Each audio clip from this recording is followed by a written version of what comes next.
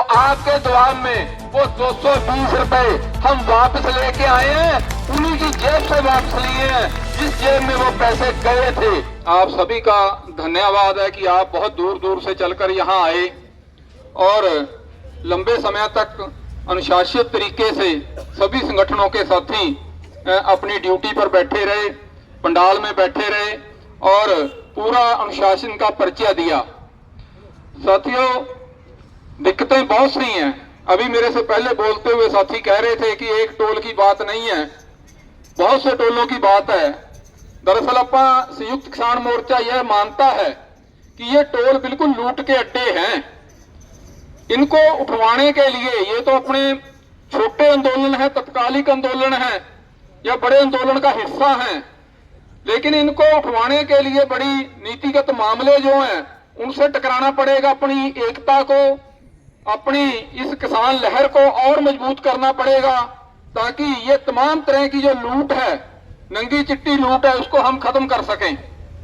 साथियों, जब आप यहां आकर बैठे थे उससे पहले भी संदेशे आने लगे थे कि आके बातचीत कर लो, लेकिन मामला यह बनता है कि ये टोल वाले जो भी लोग हैं यहाँ, वो इतने मतलब के गुंडागर्दी और दूसरी प्रकार का बिहेव जो करते हैं लोगों के साथ, किसान नेताओं के साथ, तो इसके लिए कुछ ना कुछ तो उनको मतलब सजा मिलनी चाहिए। और सबसे बड़ी बात, टोल पैसा एकत्रित करने का केवल साधन मात्र बना दिए हैं इन्होंने, और सुविधाओं के नाम पे चाहे सड़कें टूटी हैं, चाहे पानी की व्यवस्था नहीं है, चाहे शौचालय ठीक नहीं है, चाहे फर्स्ट एड नहीं है, चाहे यहाँ एम्बुलेंस और हाइड्रा वगैरह नहीं है। तो बातचीत हुई है प्रशासन के होते हुए टोल प्रबंधकों से, जिसमें एसडीएम साहब भी थे, डीएसपी साहब भी थे, एसएचओ और अन्य टोल प्रबंधन ने कहा है कि हमारे पास प्रबंध है, लेकिन ज्यादातर चीजों की बहुत कमियां हैं। प्रशासन ने उनको समय दिया कि समय रहते अपनी ये कमियां या जो चीजें जरूरी हैं उनको पूरा करें। दूसरी बात साथियों ये है कि 20 किलोमीटर के रेडियस जो दायरा है, वहां बात आती है कि टोल नहीं लगना चाहिए। जो टोल के 20 किलोमीटर के दायरे में गांव हैं, वहां हमने बहुत पुख्ता तरीके से, बहुत पटियाई से बात ये रखी है और प्रशासन ने भी ये माना है, और जो टोल मैनेजर हैं, जो प्रबंधक हैं, उन्होंने ये बात मानी है कि हम जो टोल की कंपनी है, क्योंकि सड़कें कोई बनाता, टोल कोई लगाता है, जो टोल की कंपनी है उस कंपनी से बातचीत करते हैं और उसका कोई ना कोई हल निकालते हैं। उसके बाद यदि कोई हल निकलता है तो अपन 20 किलोमीटर के दायरे के जो गांव है उनकी लिस्ट दे सकते हैं। पर यह चीजें इतनी आसान नहीं है। संयुक्त किसान मोर्चा ने यह निर्णय लिया है कि यह केवल और केवल अभी उनके कहने की बात है जो 20 किलोमीटर वाली है,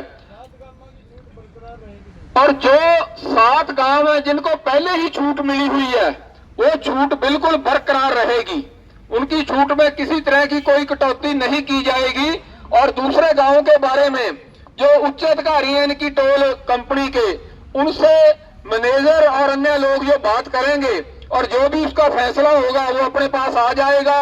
उस फैसले के मद्देनजर अपन अगला कोई भी निर्णय लेंगे। इसकी वीडियो हमारे पास थी और उससे पहले भी भूना के हमारे किसान साथी हैं, उनके साथ भी यही दुर्व्यवहार किया गया।